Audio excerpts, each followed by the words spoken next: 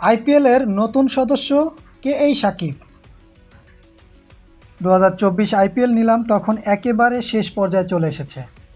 নিলামদার মল্লিকা সাগর দুবাইয়ের কোকাকোলা অ্যারেনায় আচমকাই নামটি ঘোষণা করলেন। কলকাতা নাইট রাইডার্স সাকিবকে দলে নিয়েছে, এ খবর মুহূর্তের মধ্যে সোশ্যাল মিডিয়ায় ছড়িয়ে পড়ে। অনেকেই প্রাথমিকভাবে ধারণা করেছিলেন বাংলাদেশ ক্রিকেট দলের অলরাউন্ডার সাকিব আল হাসান।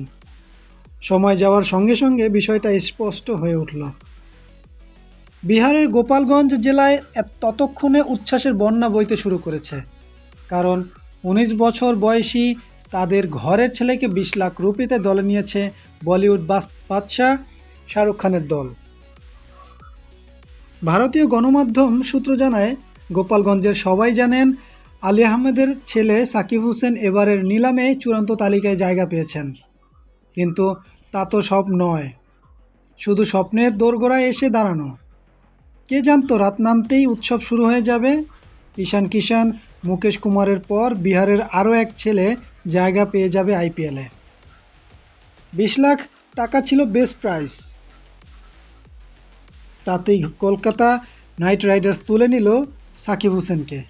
19 বছরের ডানহাতি পেসার আন্দ্রে রাসেল মিচেল স্টার্কের টিমমেট হতেই ঢোল ব্যান্ড পার্টি নিয়ে রাস্তায় নেমে পড়েন গোপালগঞ্জের মানুষজন।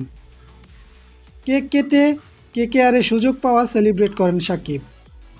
এক সাক্ষাৎকারে সাকিব বলেছেন, আইপিএলের পুরো টাকাটাই পরিবারের হাতে তুলে দেব, ওরা যা খুশি তাই করতে পারে, আমি শুধু বল করার নির্দিষ্ট জুতা এবং বেশ কিছু ক্রিকেটীয় সরঞ্জাম কিনব। কেকেআরের হয়ে খেলবেন ভেবেই উত্তেজিত সাকিব।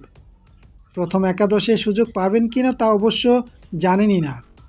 সাকিব বলেন, আমার পছন্দের ক্রিকেটার হলো MS ধোনি। তিনি আরও বলেন, ক্রিকেট খেলা শুরু করার পর কোনো দিন স্বপ্নেও ভাবিনি এমন দিন দেখতে পাব। নিলাম চলার সময় বাড়িতে বসে টিভিতে দেখেছিলাম। প্রথমবার অবিক্রিত থাকার পর কোচ রবিন স্যারকে ফোন করে বলেও দেই এবার আরও বেশি পরিশ্রম করতে হবে, কিন্তু দ্বিতীয় রাউন্ডেই বিক্রি হয়ে যায়। সবাই খুশিতে ফেটে পড়েছিলেন তখন। বিহারের বিভিন্ন বয়সভিত্তিক দলে খেলার পর সিনিয়র দলের হয়েও নজর কেড়েছেন সাকিব। কে এই সাকিব হোসেন? কার জন্য 20 লাখ টাকা খরচ করলেন গৌতম গম্ভীর?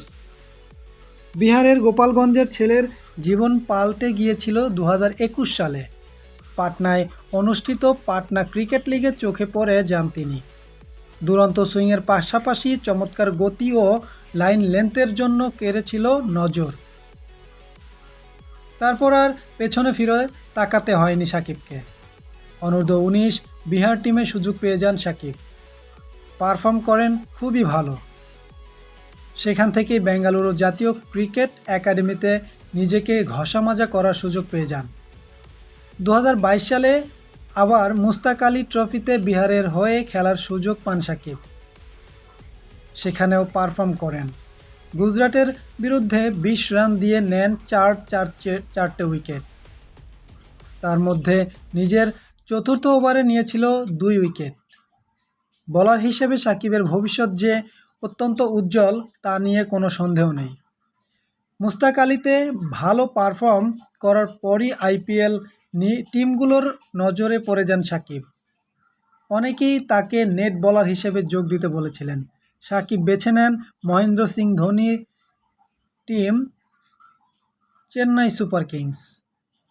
ভুল যে করেননি তার প্রমাণ হয়ে গেছে। নেটে সাকিবের প্রতিভা দেখে প্রশংসাও করেছেন ধোনি। ভারতের সাবেক ক্যাপ্টেন সৌরভ গঙ্গোপাধ্যায়ও তার বোলিংয়ের প্রশংসা করেন।